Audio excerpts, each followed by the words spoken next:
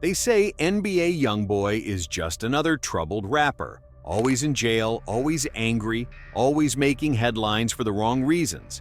But what if that's only half the story? What if behind the arrests, the silence, and the sadness is a system that never wanted him to win?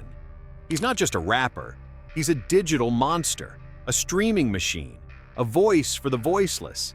He broke records with no label push, no radio play, no award shows, just pain in the booth and numbers that scared the industry. And yet, he's been locked away, written off, and even called a clone. This is Industry Eye, and today, we're diving into the strange rise, suppression, and resurrection of NBA YoungBoy. From federal charges and isolation in Utah to presidential pardons and clone conspiracies, we're exposing the truths they don't want you to see, and the comeback they didn't expect. Born Kentrail Deshaun Gaulden in Baton Rouge, Louisiana, NBA YoungBoy started dropping music in his early teens. He wasn't just another SoundCloud rapper. He was dropping pain, vulnerability, street trauma, and raw emotion over dark beats. His music caught fire online fast, and before he turned 18, he was already facing serious charges, including attempted murder. But that didn't slow him down. Even behind bars, YoungBoy was dropping tracks and stacking millions of views. His grind was different. His fan base was cult-like. No promo, no features, just straight pain into the mic, and the numbers reflected it. By 2021, he became the third most streamed artist in the US, behind only Drake and Taylor Swift. No radio play, no late-night shows, no red carpets, just the internet and the streets backing him. But success never gave him peace. Over the years, YoungBoy has faced arrest after arrest.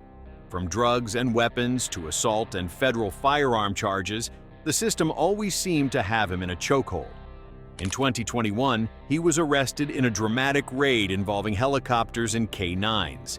He would end up under strict house arrest in Utah for nearly 2 years, isolated, off social media, and recording music in the snow-covered mountains, far from the industry's lights.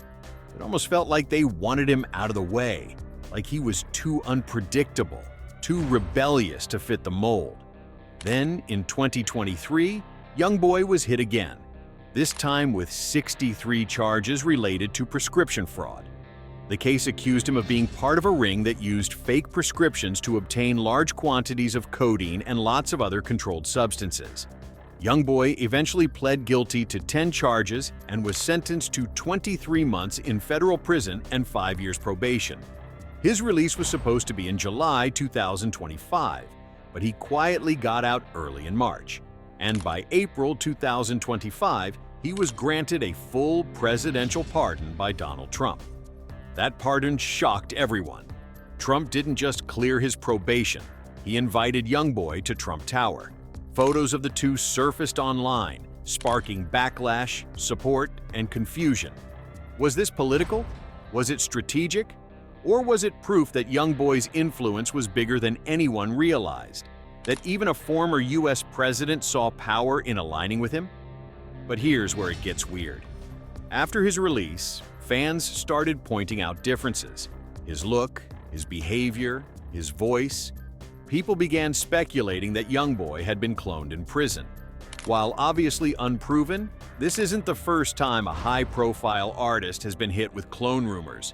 Similar things were said about Gucci Mane, Kodak Black, and even Eminem. With YoungBoy, though, the claims were louder.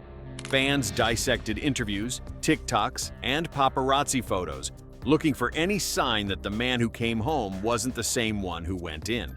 Whether a conspiracy or just a product of paranoia, the theory added another layer of mystery to a rapper already drenched in speculation.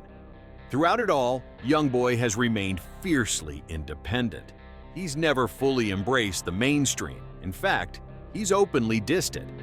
In 2023, he dropped Fuck the Industry Part 2, where he took shots at J. Cole, Drake, Lil Yachty, and more. He exposed how these rappers ghosted him, ignored him, or tried to play politics. And YoungBoy doesn't do politics. He called them fake, exposed private conversations, and let the world know exactly where he stood. The track was brutal, and it confirmed what many fans suspected. That young boy feels alone in the game. Now, in 2025, everything might be changing. YoungBoy is off house arrest. He's free. He's already dropped new music. And in a huge move, he's announced his first major arena tour in years, the MASA Tour, short for Make America Slime Again. Kicking off this fall, the tour is expected to sell out fast. It'll be the first time many fans will see him perform live since his early rise, and it raises the question, is this YoungBoy's comeback, or is it a setup? Because even as he prepares to hit the road, rumors and speculation continue. Is he safe? Is he being watched? Is he still in control of his career? Or has something or someone behind the scenes taken the wheel? What we do know is this. NBA YoungBoy is not your average rapper. He doesn't chase clout. He doesn't play nice. He doesn't show up to the BET Awards with a smile and a speech. He's a raw, wounded, brilliant artist who's always walked the edge. Whether you believe the industry tried to fade him, or that he's a clone, or that he's just a troubled genius, one thing is clear. YoungBoy is still here. And for now, he's back on his own terms.